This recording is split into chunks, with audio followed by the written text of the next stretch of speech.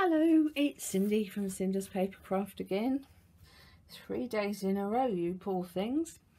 Right, I'm going to try and make this as quick as I can, but I want to make sure that everyone can understand it.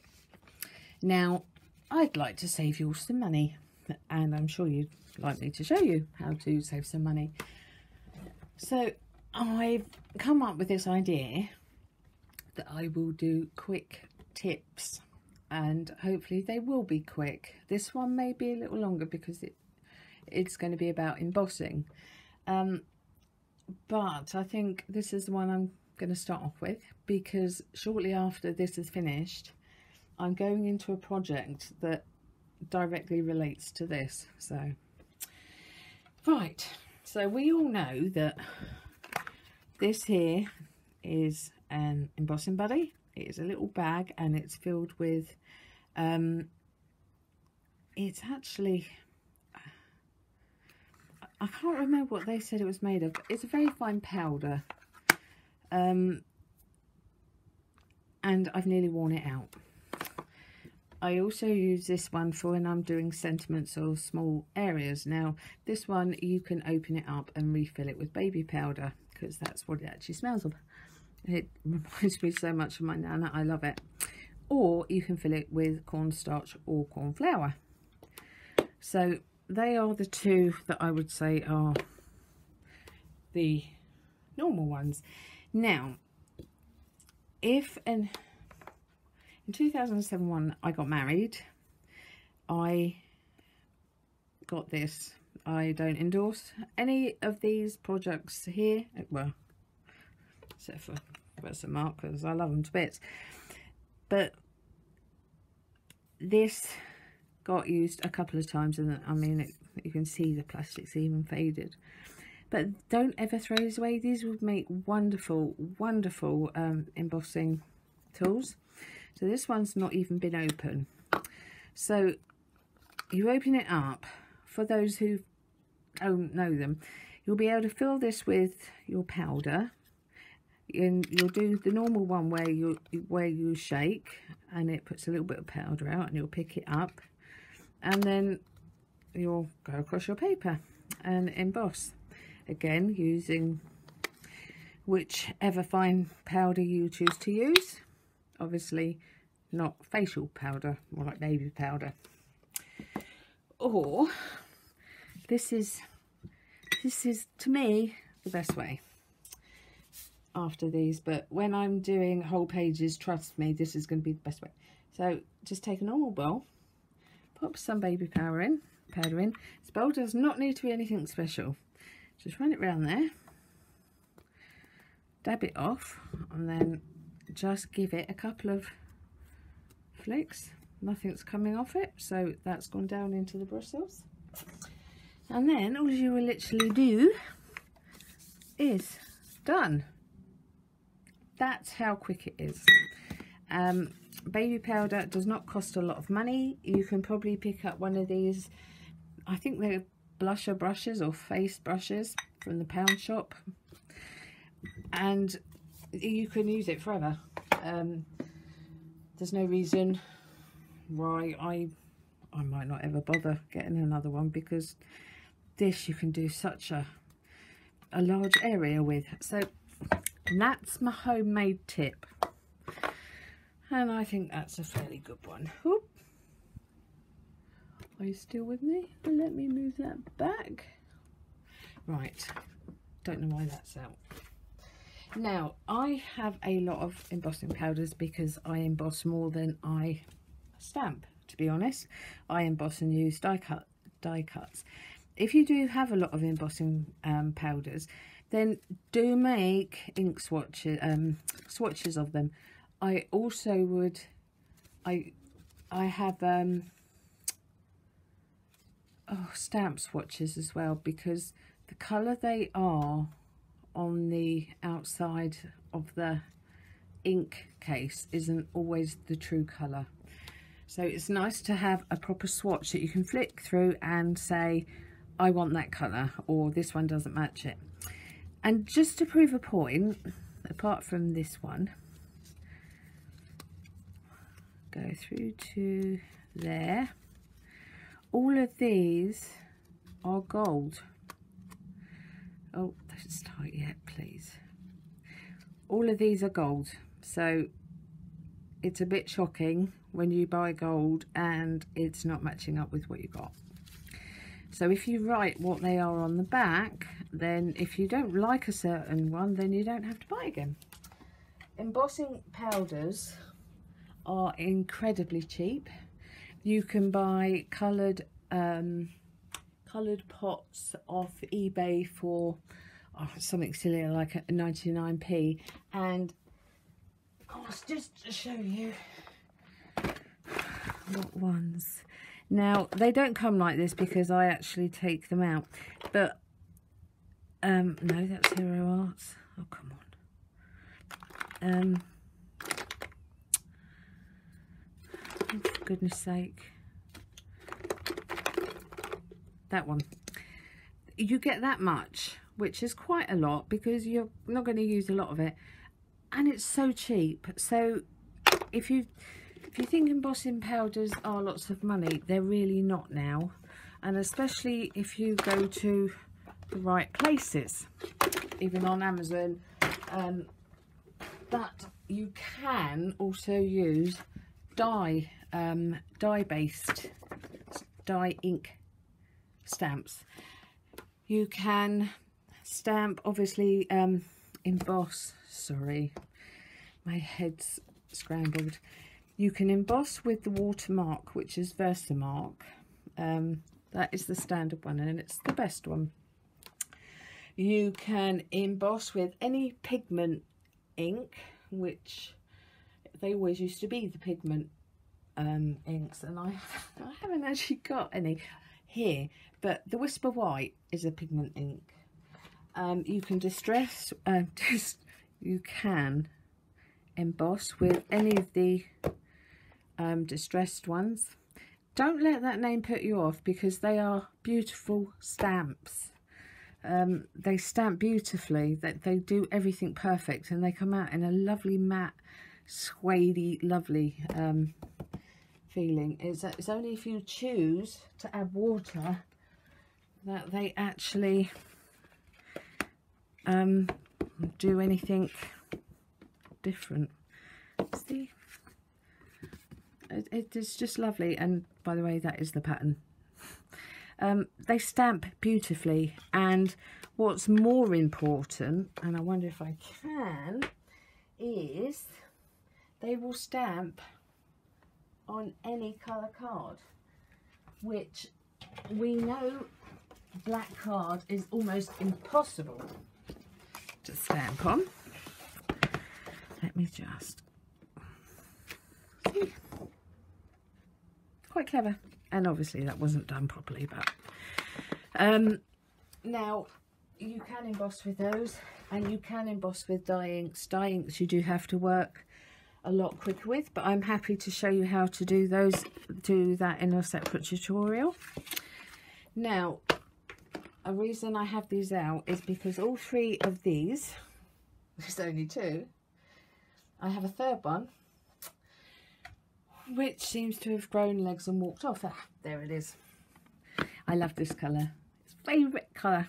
So I was using this to pick out a pattern to go on my boxes, because the next one's going to be on how to make boxes in any size. If I can do it, you can do it. I'm telling you, you really can. And I wanted to match it up with some paper. Now, I didn't buy a lot of the new DSP papers because I wasn't taken with them. I'm going with this one to do the larger. This is lovely. See the sparkles? I don't love this. I'm sorry, but that just seems so bright, and it's not something I like, but it will look nice as a box. And not everyone's got, you know, we've all got different tastes. And then the other ones to go with it, I thought, well, maybe I can make my own. I can do it in black and white because this is for the smaller box. I don't like that they have, I need to show you another one. They have these faded marks on. Yeah, perfect. It's a watermark effect, which we all know. Us in the crafting world and the art world, we know what that is, but the other 75% or 80% of the people, they just think that you've left it in the sun and it's faded, and it's vastly different. So I thought I would colour them, and that one made me think I would not want to see that in the morning if I'd been drinking all night, because whoo-hoo. And that one I did like, but I used the distress ink to use that, so I'm going to spritz that and bring that into life. Not now, because that's not what I'm going to go with. So the rule of thumb, when I say the rule of thumb, there isn't. You usually put your check 2 bits of paper, and you'll think which should be the top and which should be the bottom. Now this is all going to come down to taste. I would naturally put the busier paper on the biggest bit, which would be the bottom, and I would put the less busy paper on the top for the lid. I am going to have to decide which way I'm going to do it though, because sometimes it's different. Let me show you something that might help. I told you that I make up a lot of stationery boxes. Well, I wasn't kidding. I genuinely wasn't kidding. So these are all the DSP papers that we used to have, which matched all our card, which was fantastic. Because you used to get 40 sheets and it was just lovely. But as you can see, these patterns, it doesn't matter which one goes on top or bottom, because they're both of the similar sort of busyness. That one, I think that looks better on top, but again, it's preference. But I think the busier bit should be on the bottom. That one, I should have put the butterflies down there as that's busier, but I actually liked that one like that. I ummed and I ahed for ages, but I liked the butterflies on the top. Now these are 2 separate boxes on 2 separate cards, you can see. Now they have the same paper. If you turn them round, they have the separate paper on. Now I'm more drawn to this one, but I should be drawn to that one because that's busier. So it really does matter on the pattern. So get out your paper and have a look at what looks good. But rule of thumb, busier on the biggest piece, smaller piece not so busy. Now we can come to another quick bit that I can hopefully help with. Now I have really quickly thrown this together, really honestly, really quickly, and I haven't really thought about this, I've just done it. Specialty paper like this, people are always ooh and ah over it because it catches your eyes. It's very bold and loud and sometimes can be so elegant. So I thought, well, surely you can make any kind of paper a specialty paper by adding either normal stamping or embossing onto it. So I went, this, like I say, this took no time. I wasn't trying. This is not anything that I would use because I just wanted to show you. You can put anything on there and all of a sudden you've got a specialty paper. I will show you some specialty papers that I can do, but I need this to be more about the embossing. That one I used a copper on all of those.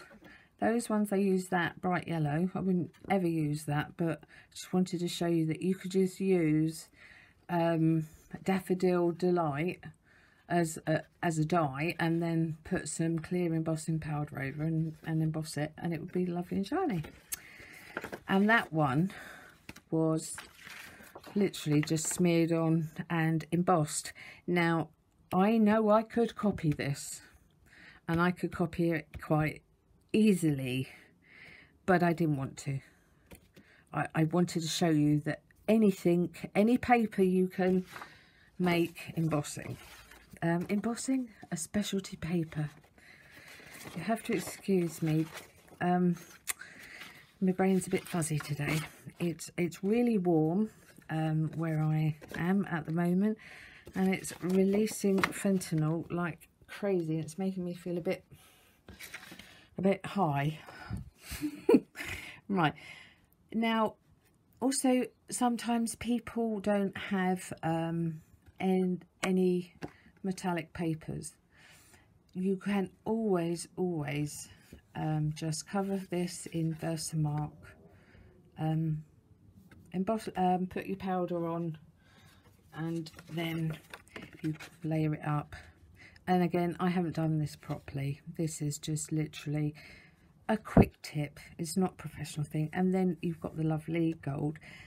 And I don't know if any of you have the same thing where you will, you'll have like this.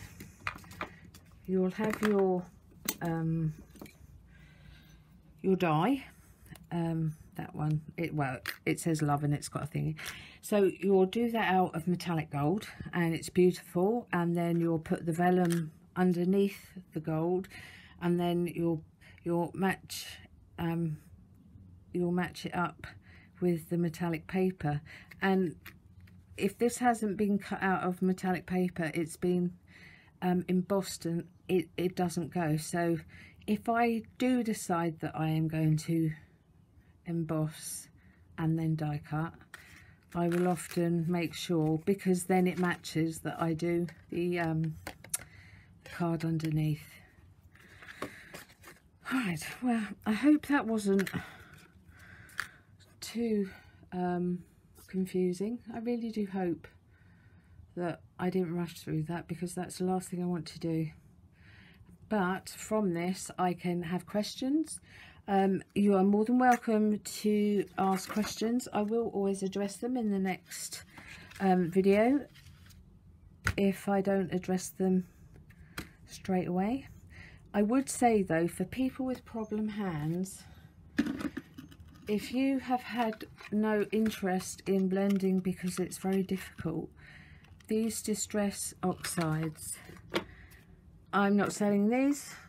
I don't sell them.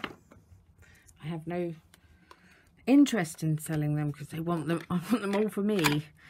But I'm not going to spend long now, because I can see my hands are gonna. Right, so we are going to go and literally just, but it goes on forever. Have you ever known?